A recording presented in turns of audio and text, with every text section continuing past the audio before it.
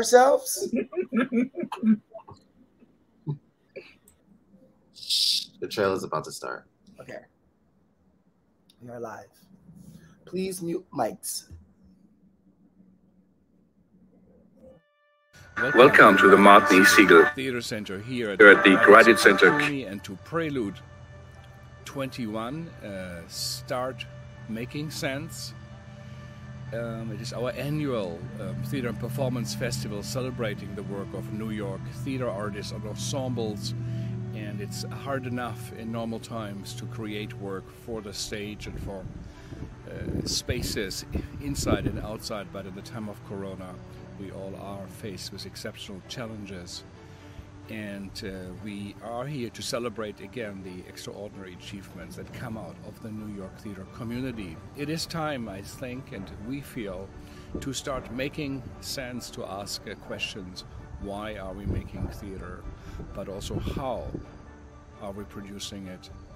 And for whom? And this is a great investigation again into the mechanics of making art in New York City. And we also invited theater ensembles from around the US, from Detroit and Cincinnati, St. Louis and Philadelphia, New Orleans, to join us. And this will be an extraordinary look into what is on the minds of artists right now. We also have many panel discussions. We have an award which we're giving out to honor outstanding members of the New York theater community. So I would like to all of you to join in and get an insight of what is happening.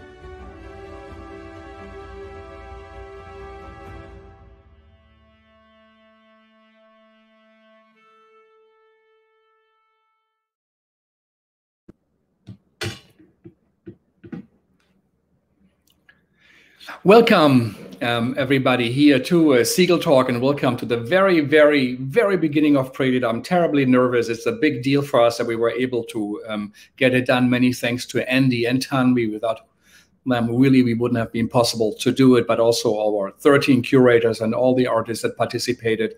My name is Frank Henschko at the Segal Theater Center. So we're here in Midtown Manhattan, and we are starting today with the Segal Talk, where we will do so every day in the week, to bring artists and curators together so we get a better feeling of who they are, why they do the work, and to really listen to them. We would at this moment also like to acknowledge the Lenape people upon whose land we are gathered today, even in the airwaves, and we pay respect to the Lenape people and ancestors past, present, and future. So welcome, everybody. How are you guys?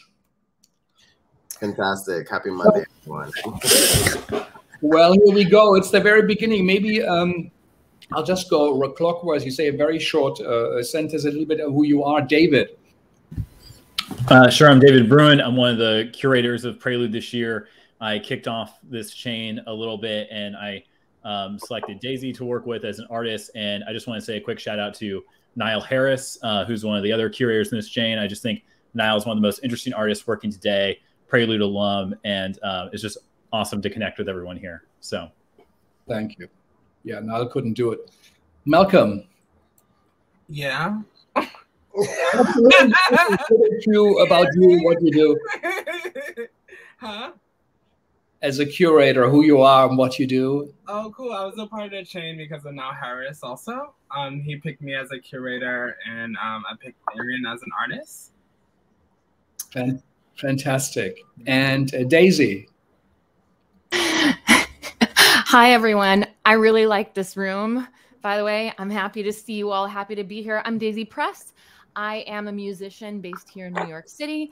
I perform experimental music here and in Europe, and also perform a lot of the music of Hildegard of Bingen on several platforms in the world and in the ether.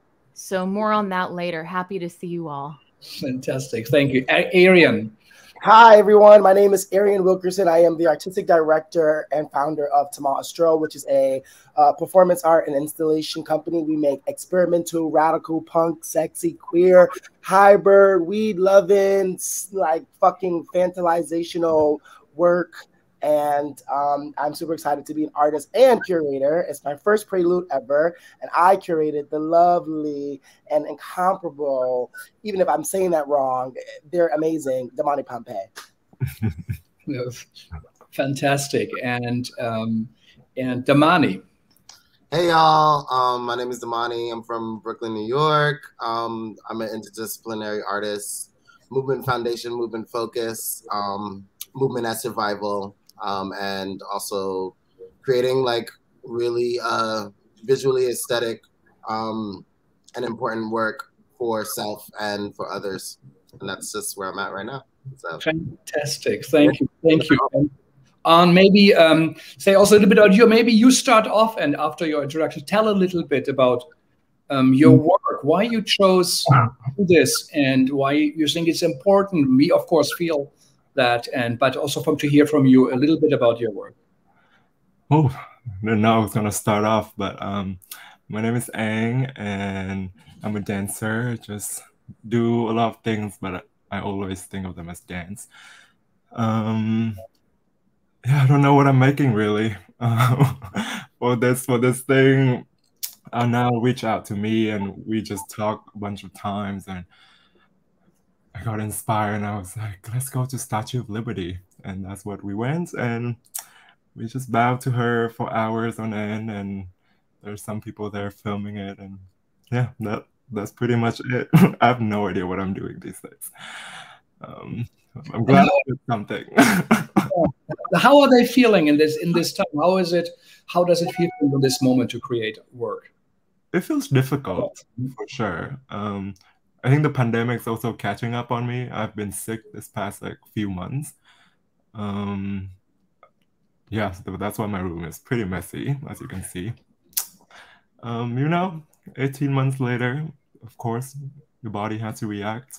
At least my body is reacting. I don't know about everybody, but and then New York City has been pretty fast this past few months too, which I don't know. It just feels altogether very difficult, even though I'm supposedly making. But I don't know. I feel like I've been on pause, but just pumping some things out for the world at the same time.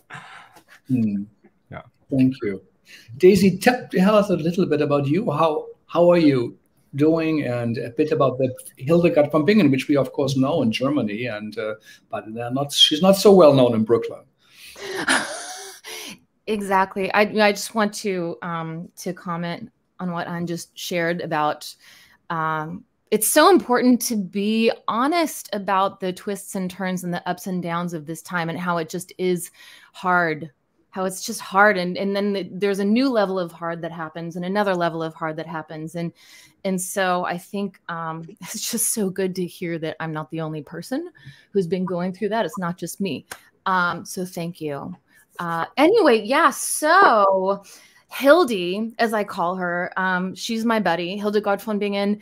I'll just to tell you all, she was an amazing polymath who lived 800 years ago, and she was a composer, and she was in charge of a huge convent, and she had these visions, and she did these paintings, and she wrote an opera. And what else did she do? Oh, she was an herbalist, and she grew things in her garden, possibly weed. Somebody said maybe she was growing a little weed in her garden. We don't know. There could be an opera about that, I think. But so she came into my life in 2015. I'd already been an experimental singer here and in Europe, and I just came to a place where I really wanted to sing music that felt good to my body. I was like, you know what, this is going to be about pleasure. From now on, I really want to connect to the body, and her music came into my life. And then I started singing her music in unlikely places, like House of Yes in Brooklyn, and like in nightlife, in settings that maybe, not so sacred, maybe more towards the profane, but the sacred really seemed to work there. There was a musical that we made at House of Yes about the drug ketamine and all of its uses and dangers and fascinations in the world. And I would come in and sing a Hildegard chant to like bring everybody out of the K-hole, so to speak, that was created with the theater presentation. So so discovering the power of this music in places that, like, not up at the cloisters, although I wouldn't, you know, I of course would sing up at the cloisters, but it was like not at the cloisters. So I got to sing a lot of Hildy at Burning Man a couple years ago. I have had the honor of singing Hildegard at the bedside of people who are very ill. And so during the pandemic, I was like, okay, what do I have to give? Okay, I have music to give. I can bring people into the experience of singing. So I started offering Hildegard sessions 3 times a week on Zoom, totally free for an entire year.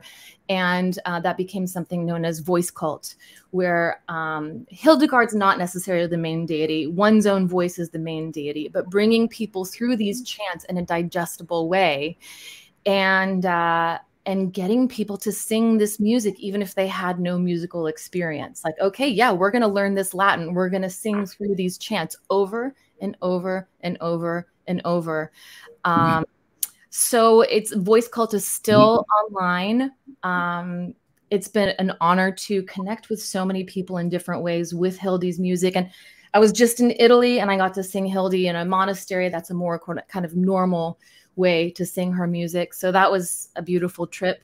Fantastic. And yeah. Thank you. Really, that is quite something, though. Instead of reopening the musical that you had written 5 years ago, you created something very special in that time of Corona that had also something to do with it and created. Malcolm, tell us a bit about you as artist and curator at Prelude. You might be off on your sound. Is that good? Hey. Hi there. Where do I start? Yeah, I guess, yeah, I'm an artist and I make my own work. But like, I feel like the pandemic has opened up this space of like, yeah, you can show up in the comfort of your own home.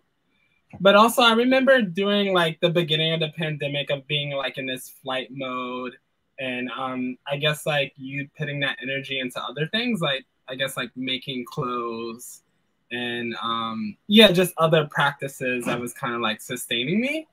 So I guess I'm thinking of yeah, I guess like if the pandemic didn't happen, I wouldn't arrive to those practices and things.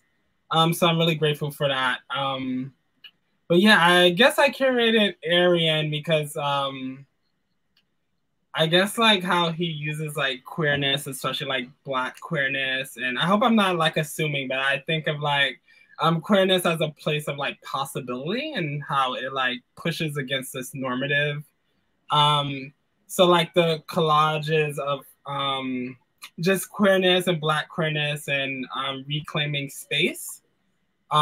I guess when I think of Black queerness also, I think of all of the ancestors we lost to like HIV and AIDS, and like a longing for like a mentor. And I kind of see like Arien's work in this dimension of like an archive that can be like passed on to like a future Black, queer, young. Yeah, it's like, I guess there's so many levels. It's like always like pushing the envelope and pushing for something more as opposed to, yeah, just settling in like a comfortable place. So I'm gonna say that's why like I curated Arien. And yeah, I think he's also like amazing.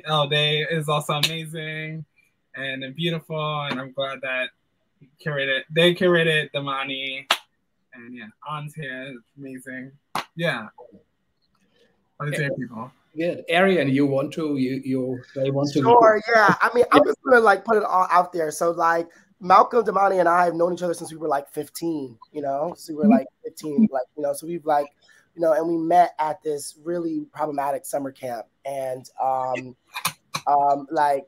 so like it was just like what it was. It was just like a really just like problematic place, but we met, you know, and the people that we all met too, we still love to like to this day, you know, like 2008, 2009 is a particular time, right? Because Instagram and Facebook didn't have as much political power as it did back then, now that it does now, which is fine. But we were actually, you know, Black queers, a part of the internet era from the early 2000s to now. If you look about how 2008, that's not even 10 years into the world of the internet, you know, with Google starting around 2002, you know what I mean? So like, if we're looking at the internet from like a mass standpoint, we're like truly like internet children of the corn, you know what I mean?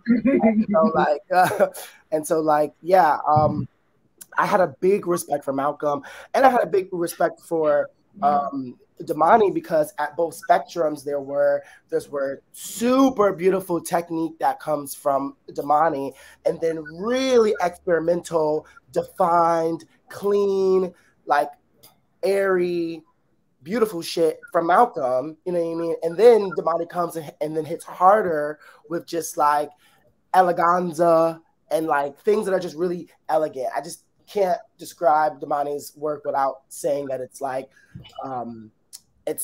viscerally elegant, and that's something that is hard to do as an artist and as a Black queer artist. And for Malcolm to be viscerally here with you, to sort of take you into the afterlife or to take you into life, is like the things that I was really interested in, and why I felt like we sort of are rooted in each other's life. It's funny because, you know, my video has an age restriction because a lot of my work is very out there, and I do use my body as a subject. I am HIV positive, so you know, I just always looked at myself as a part of an archive, you know, like now I'm a number, a part of a system with millions of people who have died from AIDS and HIV, and I'm a part of that archive. So let me just start adding to the archive. Like, it was just very it was very simple too, you know, it was just like, let me just keep adding to,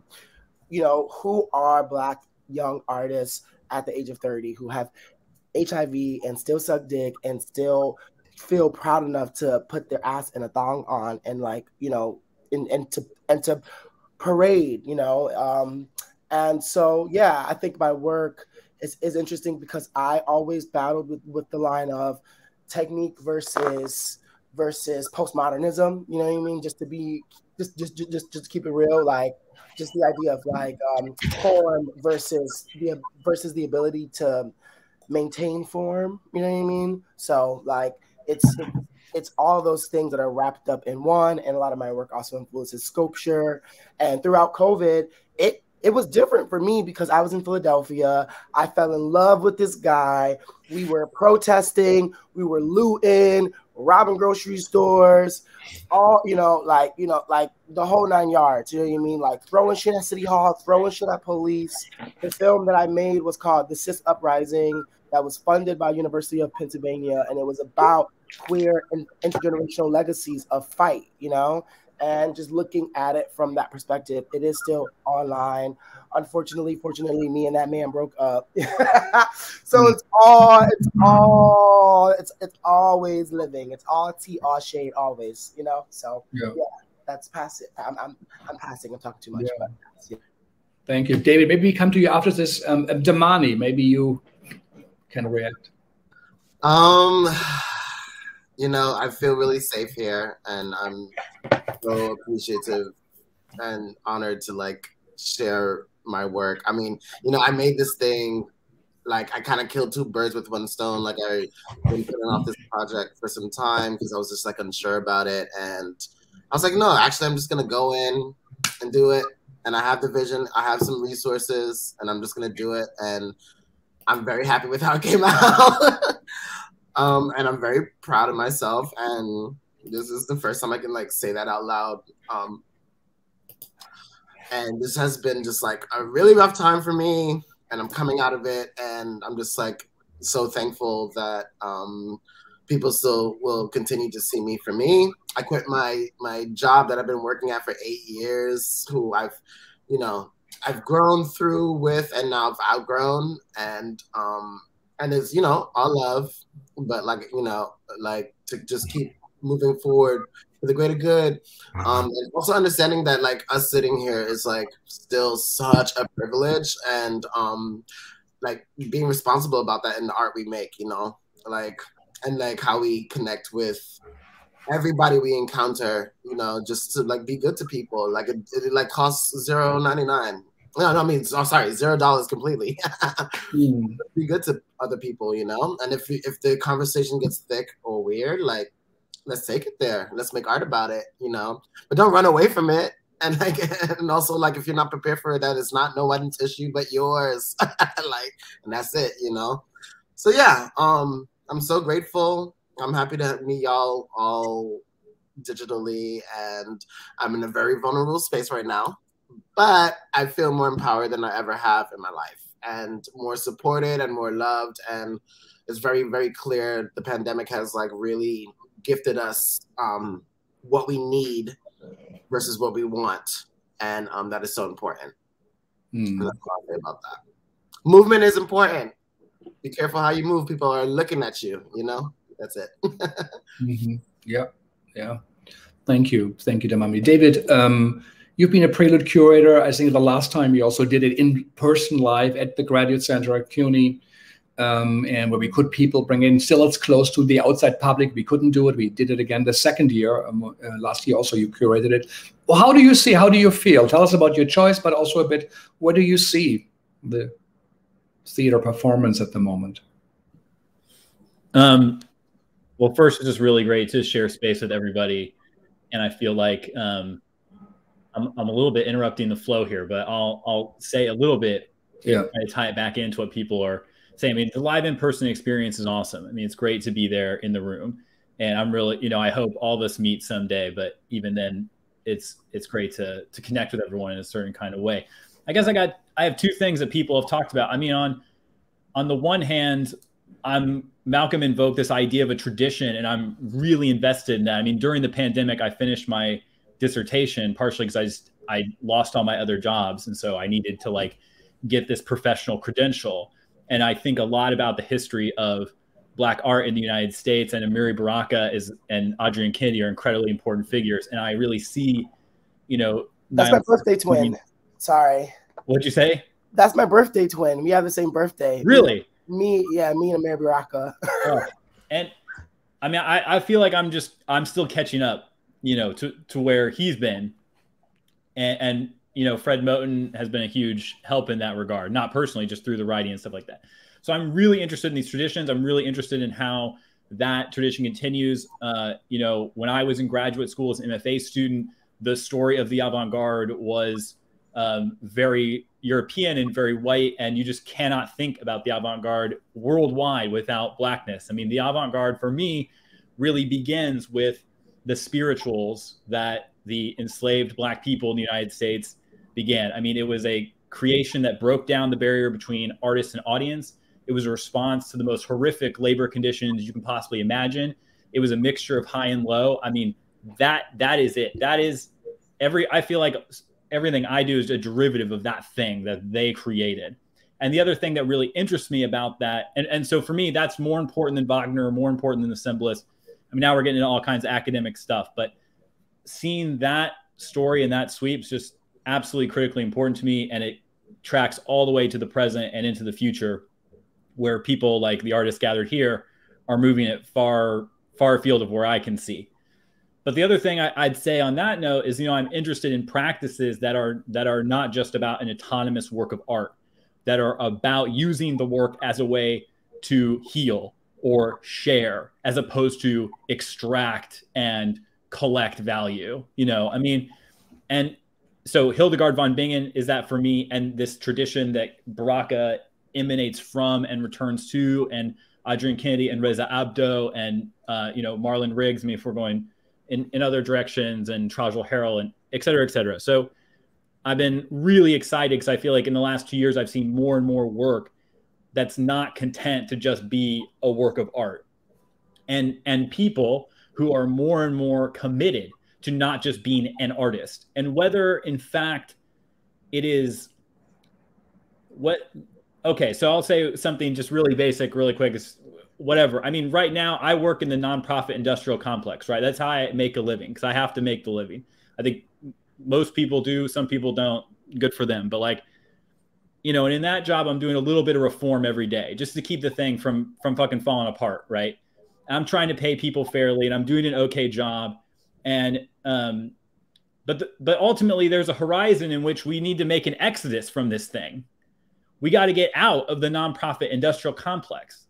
And so how to work at that intersection of reform and exodus and the practice of abolition, I mean, that is keeping me up at night, and it should. But in any case, that's what I'm thinking and feeling.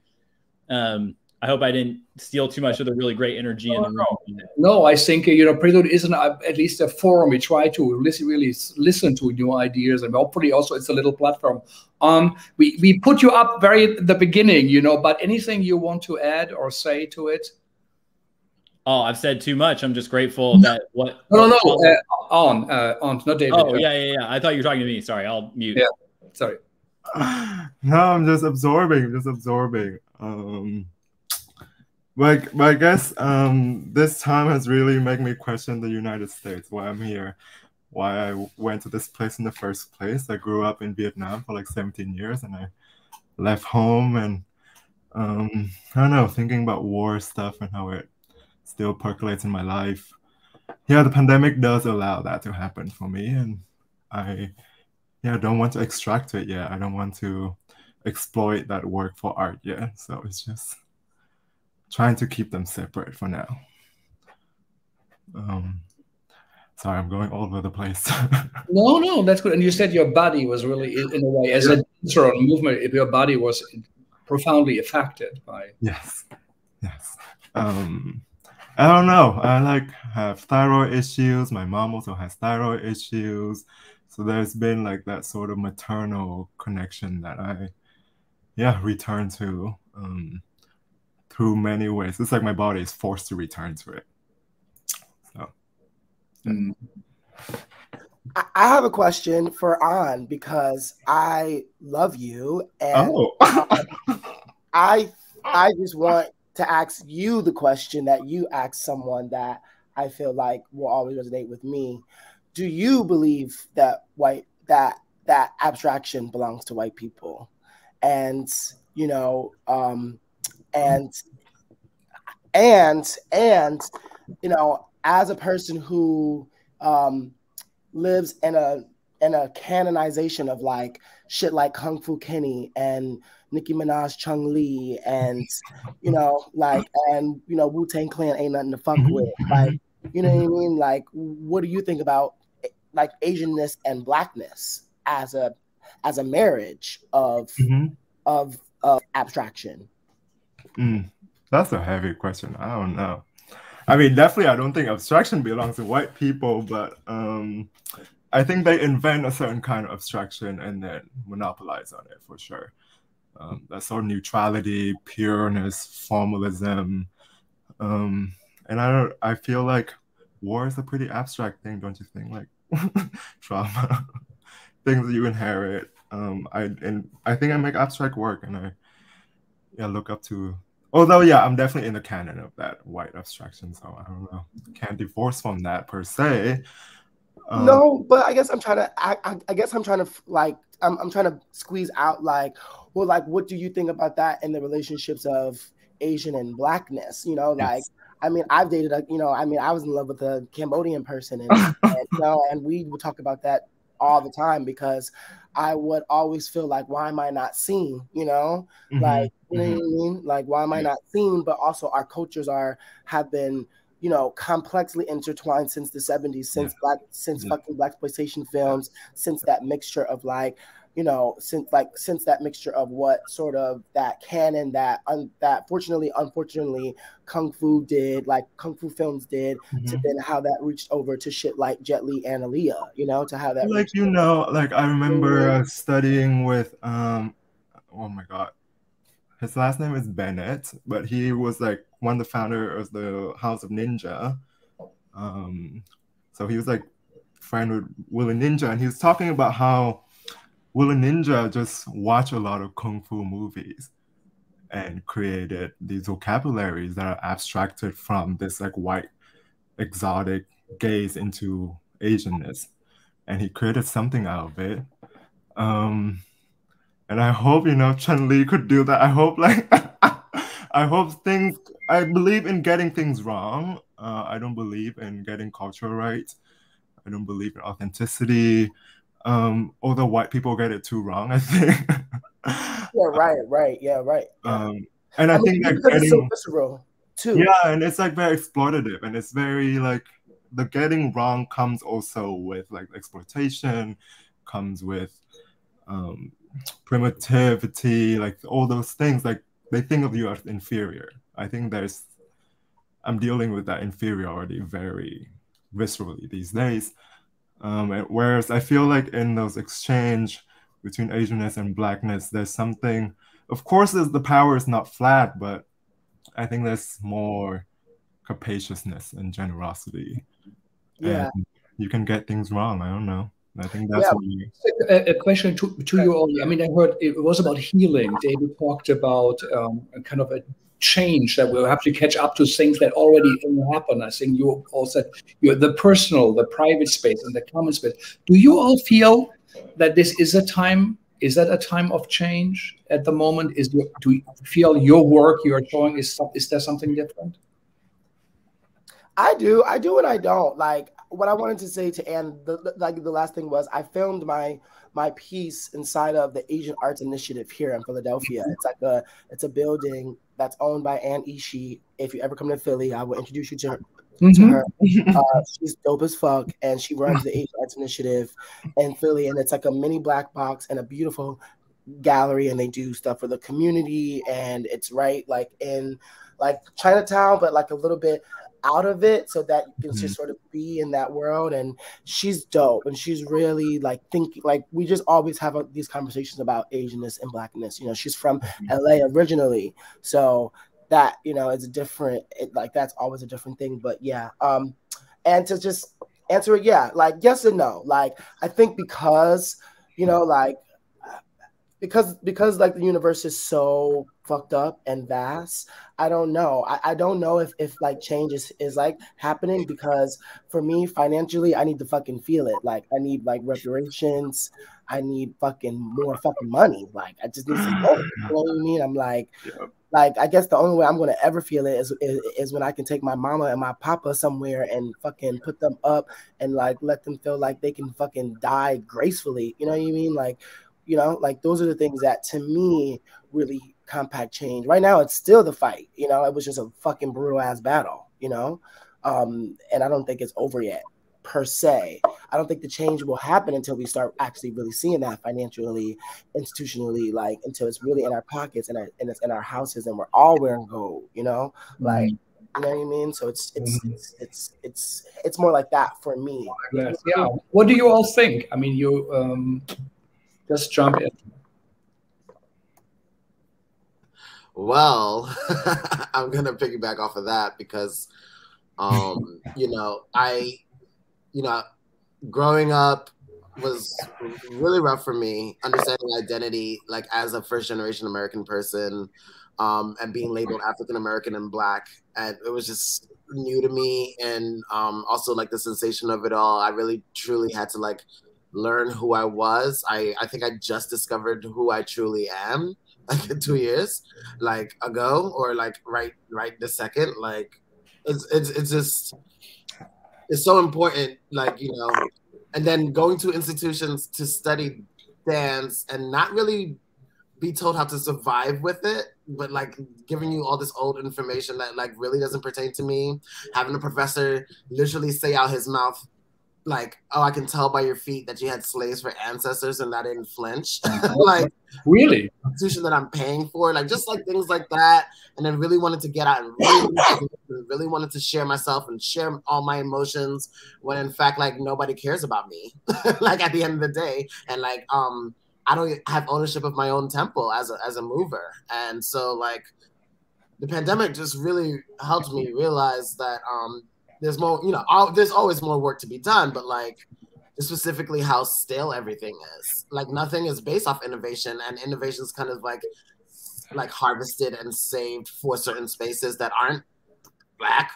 You know what I mean? And that if one thing I can do to heal myself and heal people that look like me, and to give back to people who will resonate with my work, without fear, like is to create and the power of creation, you know, and there's like all the balance that brings in your everyday. Like if you're constantly thinking about these like little pockets of transitions in life, you know, like then you see it in the real world, you see it in the instinctual world, the animal world, and like we just kind of like we're just operating so far away from that right now, and like the pandemic has just checked our ass so hard, and like some people can accept that and some people can't, and the people that can't accept that, they're kind of being left behind because like people really want to move forward. Like everyone's tired of this shit. It doesn't make sense. We need to stop acting like we know what we know when all we know is what we know.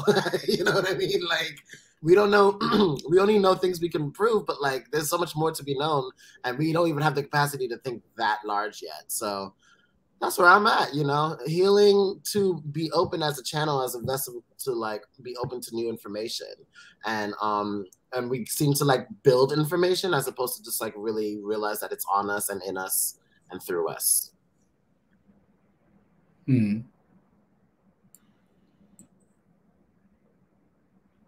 Daisy, yeah, God, just wow, so much to absorb here. And I was thinking about, to piggyback on that, our relationship to the unknown, and how, a pandemic can really check us and show us that there's so little that we know.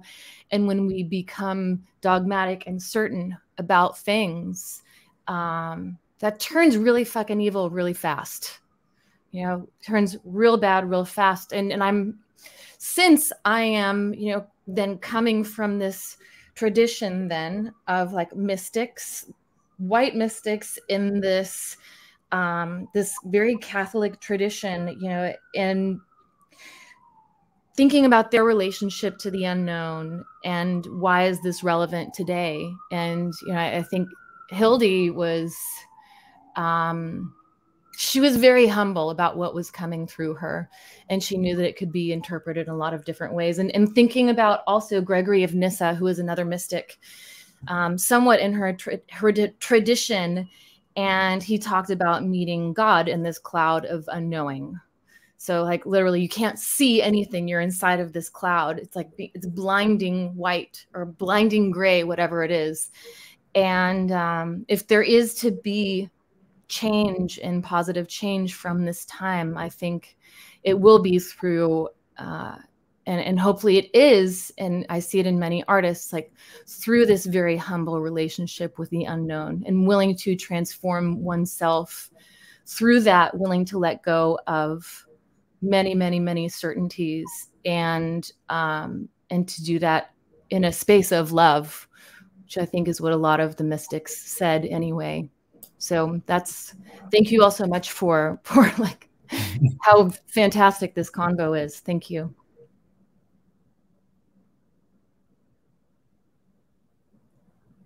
Yeah, I wish people could be like that, could have such a capacious relationship to the unknown, because I don't know. I don't think anything has changed. It's like this past few months, it's like people start performing again and everybody goes back to their old habits and just crunch things out, put people in the seats or put people online, produce. I don't know. It's like, why did you not learn any lessons? But I mean, I've been in psychoanalysis these days, so like 4 times a week in therapy. And it's very clear it's a traumatic.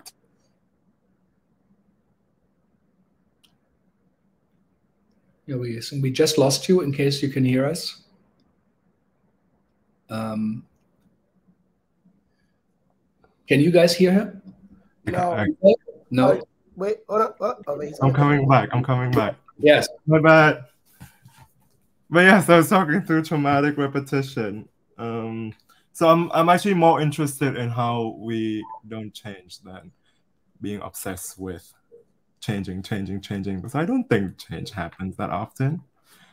Well, change really requires everyday action, like literally from the moment you rise out of your slumber to like even in your like daily, you know, and it's like crazy to like really witness how humans really identify change as something else, when in fact it like really just sits in your own space. You know, like you have to move forward. You have to like make a choice to do something different for someone else. And like it's just crazy that that concept is glorified and also just like, you know, put in a box with a ribbon on it. It's so many things wrong with that. But like, you know, once again, this is why I think it's so important that people know movement, not movement as dance and performance, but movement as like survival to like get you to the next day. You did not cross the street when you were 2 years old without looking both ways, and people don't know how to do that right now as grown adults. You know what I mean? So just like facilitating change actually requires more than the idea of action, but the actual idea of doing, like physically moving your organs to do the thing that you said you were going to do and keep your word in saying that. Like, that's it, you know? Yeah, I just want to add, oh no, go, Malcolm, go. No, Malcolm, go. Malcolm, yes. I guess like, yeah, a lot of things are like resonating with me because it's like, yeah, I guess I've been in this for like questions since the pandemic of, I guess just like, I guess how is the institution showing up for me? And I guess like it really like the pandemic like really proves who like all these institutions was pulling like the labor from. And like even yeah, even in these spaces that like, you know, say we're prone to yeah, I mean, we can't take it to like a virtual space, but it's like, oh, the places that was like when it was like actually running, the people that was on the front lines was like, you know, Black and POC that was like most vulnerable to like COVID-19. But yeah, I guess I'm just thinking of like even after the like pandemic of like people just like losing their I don't want to say like shows, but like losing their crafts and the institutions like not showing up and offering like any compensation or like any relief. And luckily, like it has been like quote unquote some relief, but it's like, oh, why do I have to go to an application process to apply for like, you know, something I need? But yeah, I've been, I guess I was answering Frank's question about change or, but yeah, everything was like resonating. I don't want to be like here blabbing and blabbing, but No, what you're saying is dope. I mean, what I was gonna say is, so over the pandemic too, and through my process of like, I guess healing through what I did throughout the pandemic and this relationship and things like that, I started reading Saidiya Hartman's beautiful Wayward Lives, Beautiful Experiments. And it just was one of the most resonating things here because I was based in Philly and am based in Philly essentially everywhere. New York, Connecticut is where I'm from, Maine. So I can be based out there if I wanted to. So it's hard because a lot of my work sort of lives in the ether of this sexual migration, and so much of Wayward Lives was about, I guess, how did Black people actually regain intimacy after slavery? Like, what did it look like to be touched, to behold, you know, when your body was literally like not a body? It wasn't, you know, like, you know what I mean? Like, you didn't understand organs. Like, you don't have doctors, you know? And it also traced the lineage of rape of women and how, you know, a woman could be raped 12 times in a day, you know what I mean? Like in those times. So it was like really it was really brutal and beautiful because to be wayward is to be vigilantly, you know, constantly sort of pruning, you know, your body, you know, like your body is not even an actual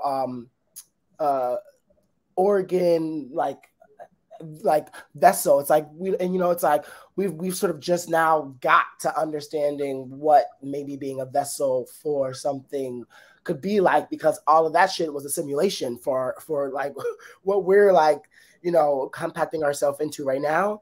And so that's why for me, like when I look at my body, I'm always trying to think about how liberation is like constantly like happening. Like in order for me to be liberated, I have to resist ever being loved or ever being, sort of like fantasized by society, because, to be liberated is to sort of always be constantly breaking the chain. It's to constantly be like moving yourself away from the gaze, you know what I mean? And like that is like, that was, that's just really interesting to me. While being here and being alive, is that like I understand death, and that I, just from being a young person, I understood that I had to die, and that is a real reality.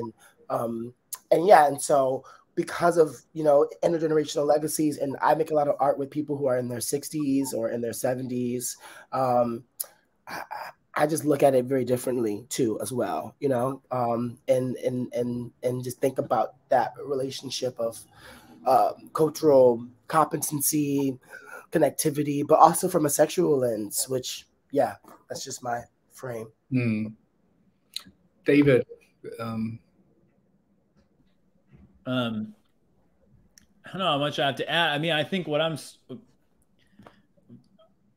I've been inspired by has been the efforts and ongoing efforts to organize and to share, and the ways in which, well, I'll give you an example. As Frank, she had him on Segal Talks, Chris Myers and a group of the actor based in New York, and a group of other comrades have formed a ongoing working group called Anticapitalism for Artists.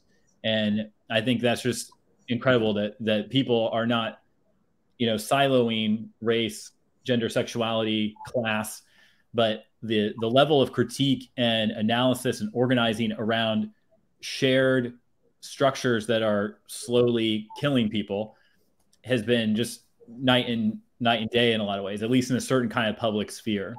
So that's been really inspiring. But man, it's hard for me not to also see, as everyone else already mentioned, like the really devastating continuities. And I think what's really hard, I mean, Malcolm, you talked about like applying for relief, right? What's really hard is like, it's really easy. Okay, so I'm on the other side now, the nonprofit industrial complex, because I run this small theater in Maine that, I'm trying to keep working. And on the one hand, it's like, yeah, it's good that we offer relief, but the condition of possibility for that is that it makes you an individual, right? The institution individuates people when otherwise this wealth should be shared, and not, oh, well, are you good enough to get this? Do you know what I mean? And it's the same thing for, it also applies to the same thing about the police, right? The police are here to separate us from our social wealth. The condition of possibility for carceralism is the individuation of what otherwise should be an ongoing shared social life. Okay, so why am I saying all this? Because, defund the police, absolutely. Cops off campus, absolutely, as someone who's taught in a university. But the majority of policing that happens on a college campus happens in the classroom by faculty. And the same thing is true of the nonprofit theater. The majority of the policing that happens in the nonprofit theater happens by administrators, especially and including me. And that's the thing that, like, I have to be vigilant about, speaking for myself. And I think that's so hard for the institution to change, because the structures in which these things have got up, from which capital is hoarded and extracted, and which people see things. I mean, it's really difficult to change. I don't want to complain here about, oh, it's really hard for people who are nonprofit ministers. It's not. The hard thing, as Arien said, is wanting your parents to die with dignity. That's fucking hard, right? How to fundraise from the Ford Foundation is nothing compared to that challenge. But, at the same time, as part of my job, I'm just figuring out how to like triangulate those two things. How to whatever levers I got to pull, how can I get a little bit closer to that? So the people around me that I share space with that create for me and show up, that their parents and their family can stop dying a little bit less. So that was a rant, but that's, you know. Just a question to all of it. What would really help, or what are examples? What really, what could make a difference, or what do you guys need, or what does our society need, or our city of New York, you know, where people go back to performance? What do we need? Meaning what you fucking say. Following up with what you, it's just like, all you have to do is follow through to care about someone else, and then do it. That's it. like no facades, no portfolios, no applications. If you really say you care about this thing, then care about it. It's just that different. I mean, just that simple. Like, whatever insecurities you have about you, you cannot project that into a situation when it's about others. That's it. Fix your shit. It's your responsibility. And you can't hide behind money. You can't hide behind clothes. You can't hide behind art. You can't hide behind. Just deal with it in the space. And then when somebody's in the space who knows how to deal with it, don't treat them like they're fucking crazy. Because like, you watch all these people on the street. My grandfather was homeless here in New York City, and he knew 5 languages, and he used to be rich, but he was generous and he gave so much until he was empty, and he literally died empty. And like, just mean what you say. If everyone was doing the same thing, it would be a chain reaction. And I still haven't seen any perfect example of that yet. And everything I've ever known in my existence and my life as being an American citizen has all been lies. Everything has been a lie. So I'm just waiting for some truth. And if I'm sitting here trying to figure out truth, I demand truth. And that's it. I'm not gonna sit here and be gaslit anymore. You know? Yeah, people are not great at telling the truth. Like, it's not actually a skill that's taught, and it's not actually something that goes over so well in the company of others in any way. Like, telling the truth is kind of dangerous business. And, you know, I was just thinking about, you know, this business model of like, you know, under promise and over deliver, which is like kind of a nice way to go about in your life. And I was thinking also about what An said about seeing a lot of art institutions, establishments, clubs, places like going back up now, kind of like the way it was before, and seeing that on social media and being, I question myself. I'm like, is it just because I'm shy, or I'm like jealous of it, or is it FOMO, or being a little bit disturbed by that? Being like, I can't just go and start back up in full swing. I'm not there. I'm not there with it. So yeah, the truth. And I think what we're supposed to be doing with art is telling the truth in some way, and that can look like so many different things. And, you know, to quote, you know, what's been said in here too, this idea of like just moving is a way of telling the truth. Actually, it's not talking, it's not thinking, it's not promising, it's just moving. And for me, I'm getting goosebumps saying this, for me, that's like, just open your mouth and fucking sing. Bring somebody else into it. It's just singing. If I sing, I'm going to thank you. I mean, if I sing, I'm going to change the energy of my physical body and myself around me, right? Same thing. So it's just, we have to do the thing. Just do the thing. Do the thing, do the thing, do the thing. That is telling the truth, right? In some way. We have to check that too, always. But it's just moving. Sorry, I really loved that. Thank you. I was piggybacking off of you, so thank you. Bless. Malcolm, do you what do you feel? What is needed? I guess like I feel that there's no one answer to that question, obviously, but I think like institutions can like, you know, start things like reparation funds, and just like even like say, yeah, the artists that they do support have access to a reparations fund. Because I'm thinking of how like well, me specifically, like being like this downtown experimental dancer or whatever, like how a lot of these like places were built off of like slave labor, and like, you know, these like churches having like slave galleries and being like a part of these spaces. And like, I guess like knowing that and being aware and being conscious of, if I enter this space, it can conjure up anything inside of me and my body.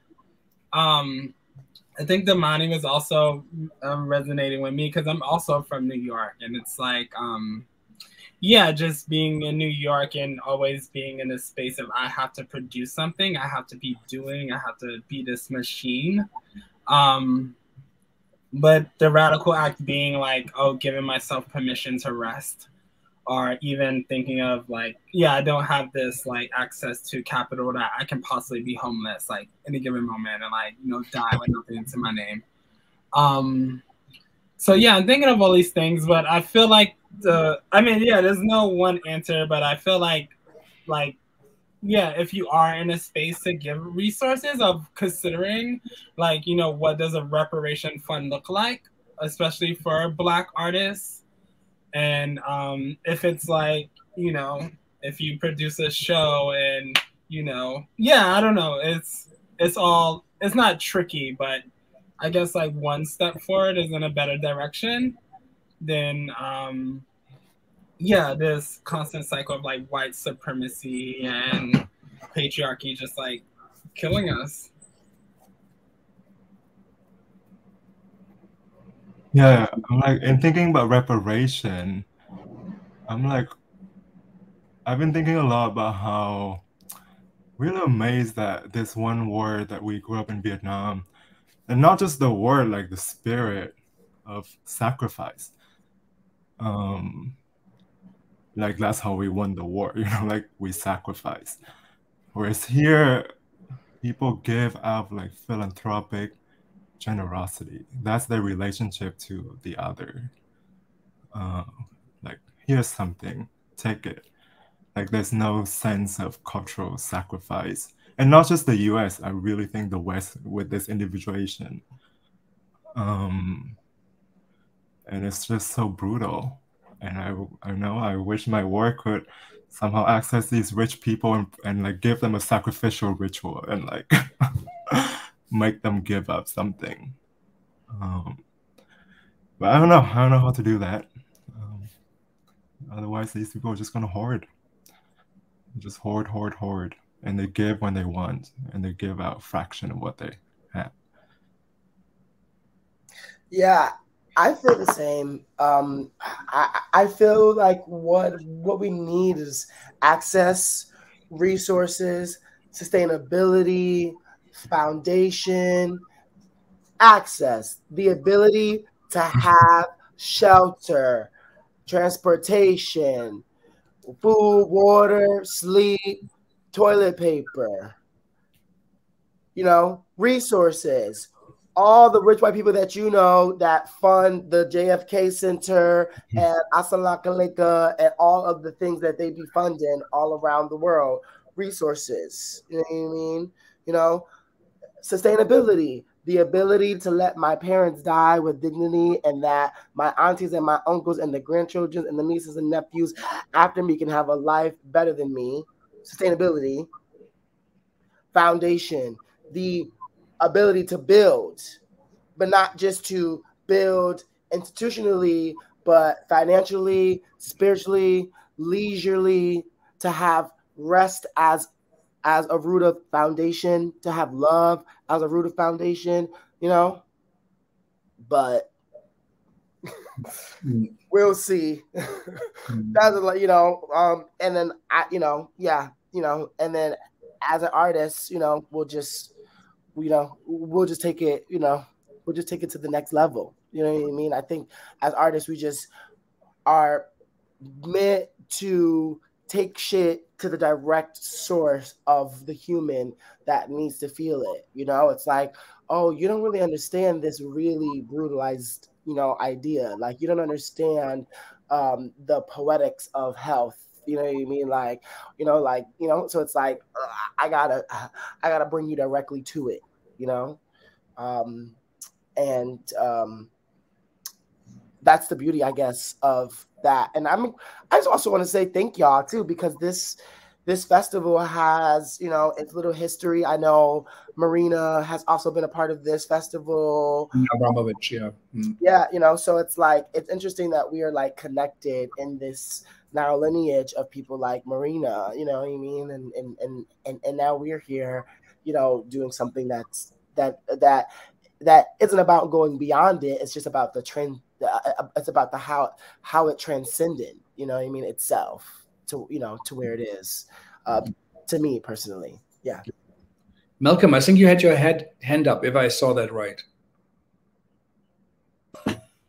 I was scratching the back of my neck with no needle and thread. I'm sorry.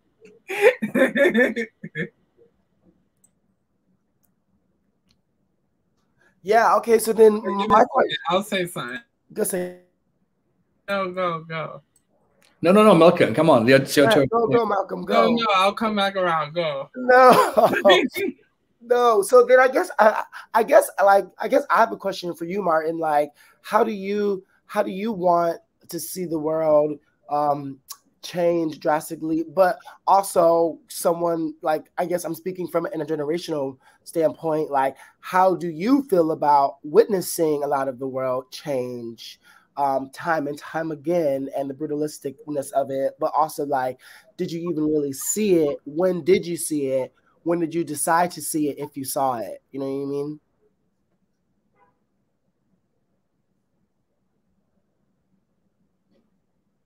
Wait, who is that question for? Sorry. It was for Frank. Oh, sorry, Frank. Yeah, you said Martin. Martin. Sorry, I said Martin. I'm sorry. I was thinking about Martin Segal. I figured, but like. Thank you, Damani. The spirit is here. I was like, Martin. His name is Martin. To me, it's a good question. I mean, I was in Berlin when the wall came down that day when it happened. Okay. When it was announced, I saw that. I was here when the Twin Towers, when they fell down. I saw that, and I think also Prelude, Corona. Is something which is a fundamental change that has happened. It has already happened. I think we might not be aware of it, and we are worried, feel like the bigs might get bigger and the smaller places get smaller at the moment. That what that change should bring, as David pointed out, and Anne and Daisy, that it should actually be a time to learn something. What have all these people died for? If not to learn from it, what life is about. And so I do think that something fundamental at the moment is happening. I think you guys, our artists, are anticipating the future. You put your finger on something. We barely live in the present as normal people, but artists often anticipate what is coming, and it's a bit gruesome. A lot what we see, what we hear, what we feel, and I think the ideas of movement through body and of healing, of Daisy, of people singing songs, moving to music, I think, to bring people together in circles, but not as feeding the machine. I think you all talked about that, that there's a big machine and the machine is hungry, but you're part of it and you also work for it. But to say, no, we should not feed the machine. We should actually sabotage it. Sabot was the idea for like wooden shoes. I think that's the name. People threw it, French workers, in the machines, and they stopped. And I think we have to understand that perhaps theater is, fighting against the idea of what a commercial theater really is, and not try to get into it. And I do hope that there will be something, that there is something at the moment that is changing. We closed basically our center. I really don't know what we're going to do in the upcoming year. I feel we maybe have to reach out and to work in the parks or create a city-wide festival. We're going to talk about it. But I feel strongly, and we all feel strongly, something visible have to change. If we don't change, who else will? If artists are not part of it, who else will? It can't be that the Michael Jackson musical coming back up again is a sign that all is good. So so I don't know. I wish I had good answer, but I feel we are in a moment of profound change, and that's why I think the idea of the 12 curators or 13 inviting all these others that perhaps we can give some answers. We might not be able to detect it right away, but you guys, and he listened to you and to really being open and listening to what you say. I think this is important. It's a first step. It's a small step. We are tiny, also in the like a homeopathic pill in the big body of American theater or America in itself. But I feel we do something here that is different. We changed it through our structure, and it's a little sign for it. Is it good enough? I do not know, but for me, part of change is to really listen to what you all say. We need some money. No, I'm joking. I'm joking. We got paid. Yeah, we did. I mean, we really are a very small organization that's barely surviving, but we pay, I think a relatively good amount. And we also, with the award we're going to give out to Sade from the National Black Theater, we give a real support. So we really are trying. It's a very, very large amount. And we don't even have a theater of our own, but we are the university, so it's easier. But the public universities are terribly underfunded. David will know if you go to, I think Harvard University has $56 billion in endowment. I don't know if CUNY has 10 million. That must be a lot, of 20 for 20 colleges. And there is a real imbalance here. And they still asked for a long time full tuition for people to study acting, to create art. It's shocking. And I think universities also have to change, as David did say. But I would like to know, what inspired you in the time now of the corona? What got you through that, or what made you change your thinking? Did anything change? Did it confirm, or was there something what you saw, what you did, what you read, what you listened to, what you moved to, or what you created that was meaningful? So the world stopped, and the uncertainty first, but then still, like, waking up that day to those videos of, George Floyd and that Central Park woman, and like, just being like, just can't get a break. Like, really just like, because, before you would say these stories and they're just like kind of flushed out all the time and no one listens to you, like, you experience these things with people I'm actually experiencing something right now with people who like don't really realize they're inherently racist, and that saying that you're a Black-owned restaurant with no Black people working there, and then there's only to be one is problematic. Just like things like that, small pocket of spaces. Anyway, waking up that day and just like being truly disrespected, just like feeling that everything I fought for means nothing, as it doesn't mean anything, like we own nothing. We only own the time that we are gifted being here. We have no understanding of our consciousness and what that means, and we don't even know how to relate to each other. So that really is what pushed me to do what I've been doing. And like, this project came right before the pandemic, and I was like, how fitting was this when I was like questioning, who are you really when shit hits the fan? I don't want to know who you are when you want to grab drinks or grab dinner. We want to hee ha ha all the time, kiki. Like, who are you really? Like, if the world was sinking into a hole and there was a fence, are you gonna help me over the fence? Are you gonna teach me how to climb the fence? Like let me know who you really are when it's a moment of life or death. Because, we have all this time to think about it in this like safe space of America where we are on top of the world, all that shit. But I'm like, I can't think about the amount of people that haven't had time to save their own selves from someone else's shit. Like, bombs are being dropped on their head, like kids are fucking like literally bone thin. I like watched a video of like a kid that was so hungry that they were eating their own nails. And then we have all this food here. I mean, it's just too much. That's what woke me up that day. And I was like, this is something I already knew, but like, just wow, how disrespectful for it to still be a thing. And like, I have to sit here and watch that for 10 minutes. And that could have been me. And as someone that grew up in a police system, like, I was a 71st Precinct Explorer, which meant like I was basically training to become a cop. at a certain point, but I did all the drills and the camping and all of that stuff. And those cops were lovely. To have that mindset, to then go, oh, I'm college and I'm polished, to then go, me being beat down by 5'6" men, white men, and then being made fun of, like, as I'm bleeding, and they're literally making fun of me. And the one black person in the precinct was a black woman, and she couldn't even look me in my face. And I was like, oh, this is what justice is. I'm literally limping because my IT band is shot because that punched me so hard. And when they're like, why are you limping? My IT band is shot. What's an IT band? I'm like, oh, so you touching bodies out here? You don't even know anatomy. And I had to fucking, you know what I mean? This is what got me up. And it's going to keep me up because I have zero tolerance.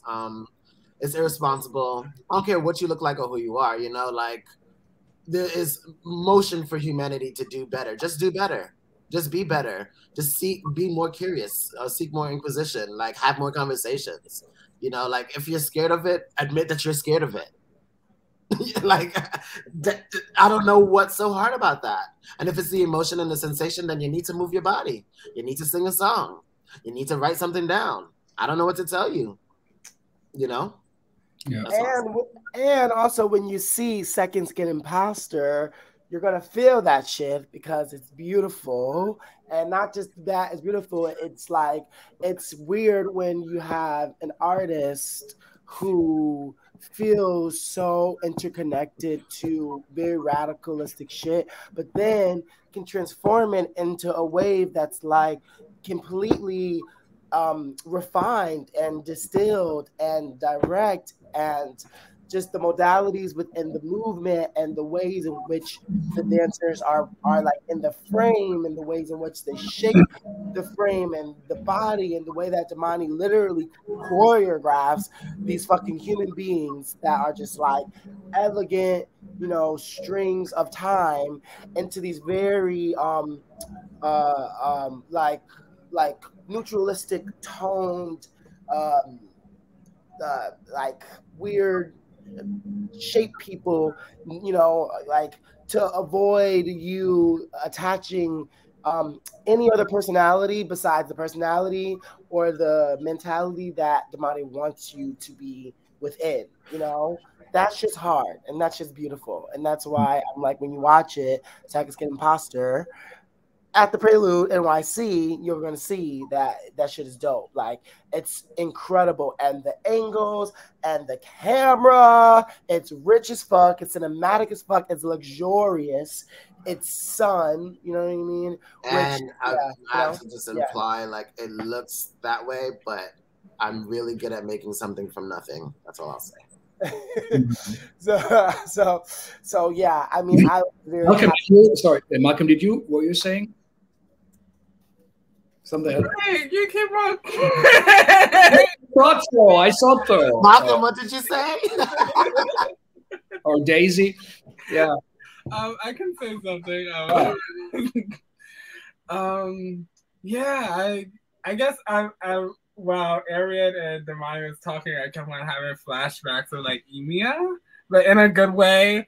Of just being like, I guess I was of that coming of age of like, I kind of don't remember anything, or like, but I remember like these two individuals as like, I guess for these like experiences in the camp that like shifted me. Like, I feel like I wouldn't remember like a lot of any of the other people, but I guess it was like, I guess it was in conversation into, I guess just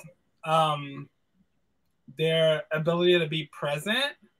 But also, I guess, like, within, like, this, not camp, but within, like, these, like, set of movements of, like, how they kind of, like, surpass that, or, like, yeah, just, like, the shapes was just, like, very, like, particular and, like, different that, like, stood out.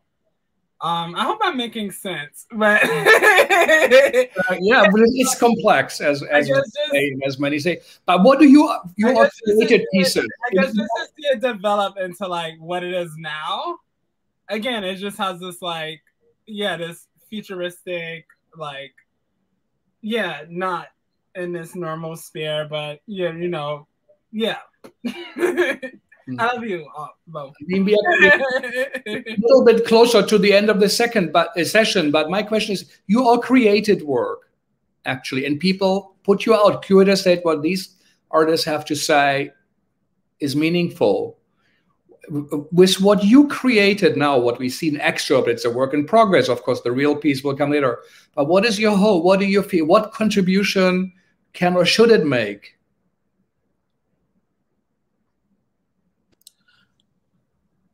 I don't think there's an answer to that. I think we all make art for different reasons. I think the overall umbrella concept of art making and art providing is to affect. Now, we don't have any control of like how it's going to affect, because people will receive it as they receive it. But, you know, there's something about like, there's a reason why artists are poor. It's like, you know, we see life in the way that, like, we think about possibility, and, you know, hoping that, you know, we change someone else's lives to get out this mundane thing that you think you have to do for the sake of capitalism. And capitalism isn't survival, you know, like, we don't need it, but like, here we are participating in it. And just to be free from that, to imagine worlds, to broaden the sense of imagination for the greater humanity, like on the back end, where it's like this sort of energetic thing and this kind of hopeful thing. I don't think there's an answer to that. Like, you know, like, it's just like the hope that it will make sense, and that like culture, if it is perceived as culture, that it will be respected and cared for, soaked in, and shared, and then also self-experience. Like, I want you to go do something too, you know? Like, it's not about me telling you how I'm seeing the world. It's like, no, this is how I see the world through all of our eyes, you know? So.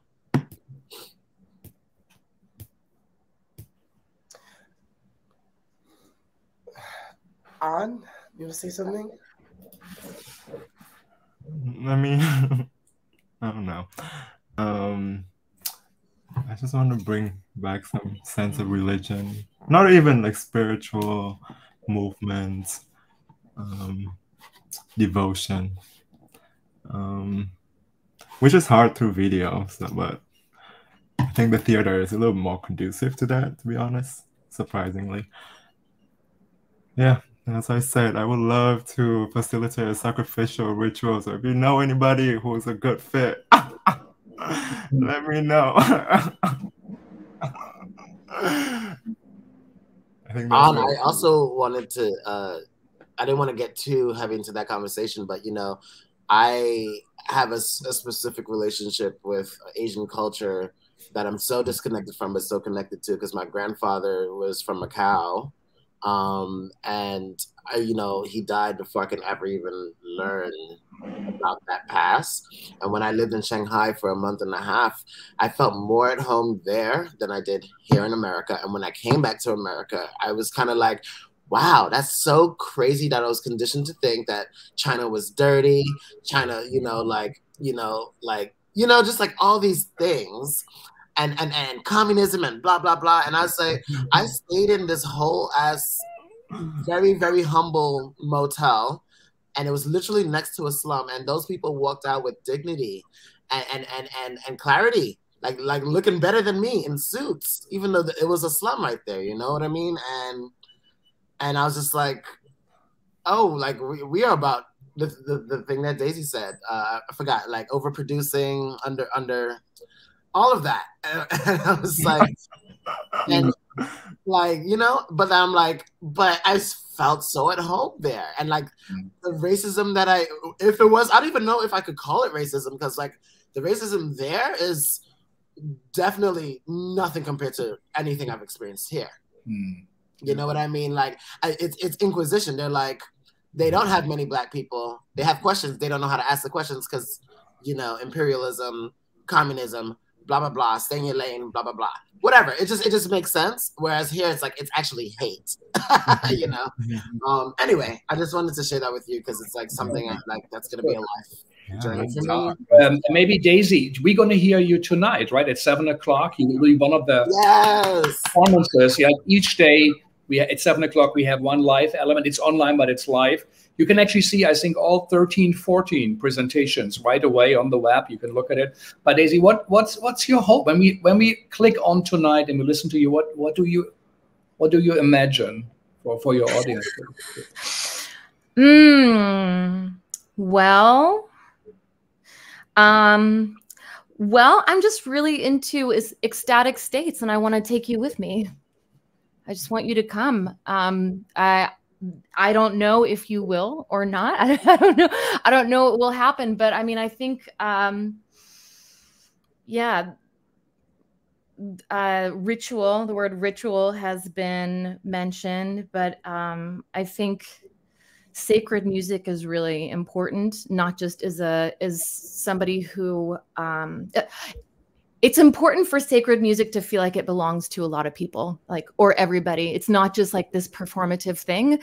And I feel like, you know, what I do with Hildegard sort of has two prongs. I do perform it, but I also do bring people into it all the time. I want people to sing with me. It's not complete for me unless other consciousnesses, other people are brought into it. Maybe Hildy will show up. I don't know. Sometimes she does. Sometimes she's like, hey, what's up? I'm here. And so, yeah, ecstatic states.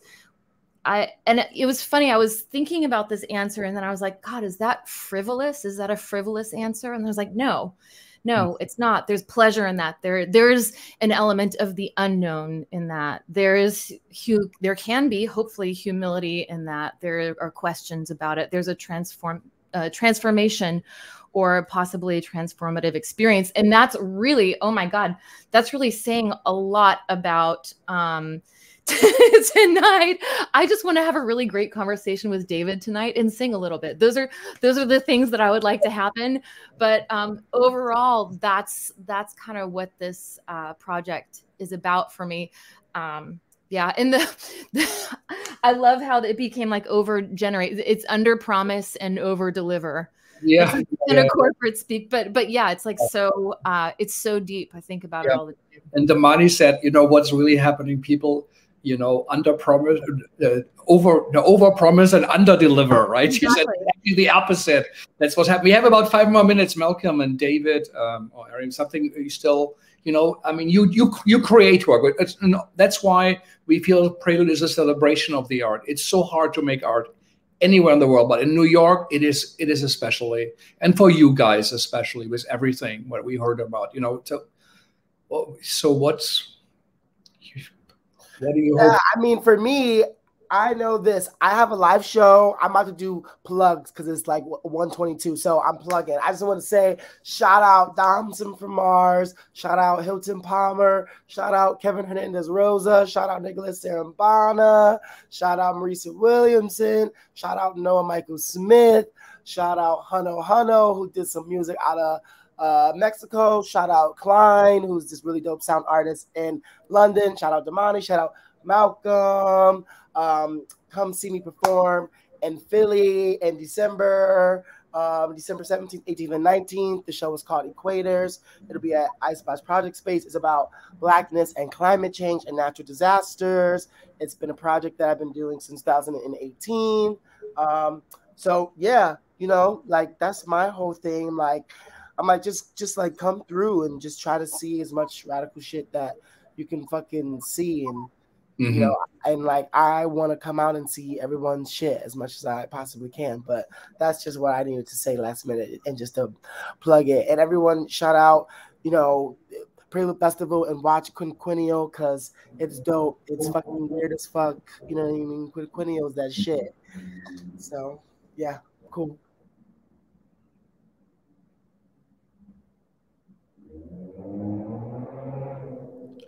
I'll just say, as a Prelude alum, I'm really excited by this chain curating experiment. I think there's no other possibility in which this ecstatic pissed off, fabulous configuration of artists would have come together. So that's really great. I've never been to Philly, so December sounds like a great time to go there. And I'll just say really briefly, you know, the two things I'm really working on, or that I'm trying to move through and with, are in my own, you know, the theater that I'm responsible for, are fair labor conditions. That's my main priority for the next 12 months. I just started the job a couple weeks ago.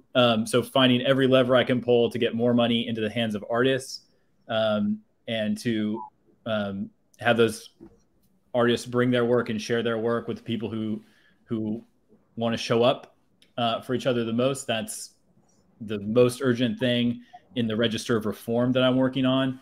And then the larger, long-term, ongoing, always project is to how to defend the chorus that Saidiya Hartman talks about in Wayward Lives, Beautiful Experiments. And, you know, it might be because you know, I've been thrown into the historical social position of whiteness that I can't be a part of it, but I can help defend, and I can show up, even though again, I may not be able to be included at this historical juncture. But that book, you know, I just had to say, it was really inspired me. And if anybody hasn't checked it out, it's called Wayward Lives, Beautiful Experiments by Saidiya Hartman. Probably one of the most important thinkers, just thinking now, forever. I don't know, you know, but it's a really extraordinary book about Black women in New York and Philadelphia during the turn of the 20th century, and how they survived these really brutal conditions, and how they found intimacy and love and expression, and all these things that Arien was talking about earlier. So it's really great. It's like the book that I use when I've sort of been making my latest work. And when you come to Philly in December, I can bring you to where she was talking about, 700 Lombard Street. Oh, yes. Where W.E.B. Du Bois lives. They have his little thing where he lived, you know, and where he wrote the Philadelphia New Negro, which is a part of, you know, Saidiya Hartman's finding, you know, within that whole thing. Yeah. Du Bois is a really interesting character in that whole saga. Very funny, yes. And now again, since we are so close to Malcolm, you didn't stretch your back this time, but say something. And we're getting close to it, you know. And you did both, you know. You're participating in Curate. So tell us, what's your, if there is something hopeful or something where you say this is why you do this. Yeah. I normally make my own work. I was like picked by Nile Harris, and like we've been working like closely together. And he curated on yeah, I guess this curation seems like, I guess, like a giving back or like an offering to, like, you know, my community. And I feel like, I guess that's what the chain curation like has created. And I think David said it, I guess this, we wouldn't be in the same room if it wasn't having like these like, I guess like meaningful dialogue, yeah, between like the works and the conversations. Yeah, I feel like there's obviously a shift that happened since the pandemic, but I feel like with these, it gives us a space of possibility to show up where we are, as opposed to like having to show up to the institution that I can be in my home. So yeah, I guess I'm hopeful about that, or interested to see how like Prelude like continues that. Yeah. And I think that's a great thing to say. What we are doing, you know, what it is, a meaningful dialogue, hopefully, and a meaningful conversation. That's a big thing, and that's important. And meaningful listening, I think I would add. So really, thank you all. And we could go on much more. Each one of you could have been, I think, you know, a full session and to go deeper. But we will go on, and this is just an idea for an idea and to inspire. We will have the 12 noon panels going on through the week. Tonight at 4:30, Helen Shaw, the great Helen Shaw, also was a theater critic who was a Prelude curator once. She put together a panel with young critics, a new collective that's come together that also say we have to look differently and we have to write differently about theater. So it'll be interesting. They just formed what they say and what change might mean to them. And then, of course, tonight at 7, Daisy. So we all can't wait, and it would be great if Hildegard shows up, and she is there and she is with you, and she's a quite a mystique and quite an important thinker. And as everybody pointed out, there were moments in time, turn of the century or others. Now is such a time of movement and change. We have to be in it, and we also have to be the change we want to see. So, and I hope that you also feel a bit inspired, and through our Prelude Festival, it really is a celebration of the work, and to say this is what you guys do is important. This is a meaningful and significant contribution to the life of the city, and it's not commercial, and it's not out there to advance a career. What you do is real. It's significant what is artists struggling and sharing their experiences. So thank you all. Thanks again for the Segal team. And I will see you, hopefully, some of you tomorrow. But please all check that Prelude Festival. So much work went into it from all the curators. So I hope there's something that is meaningful to all of you. Thank you all, and thank you to our listeners. I know how much is out there at the moment. When we started our Segal Talks last March, there are very few conversations. Most people should repeat. Now there are so many conversations online, and now we feel we have to show work again. So it's a great privilege for us to host this. Really, thank you all. I'm very thankful. And onwards. Goodbye. Bye-bye. Thank you. Thanks for you guys to take time.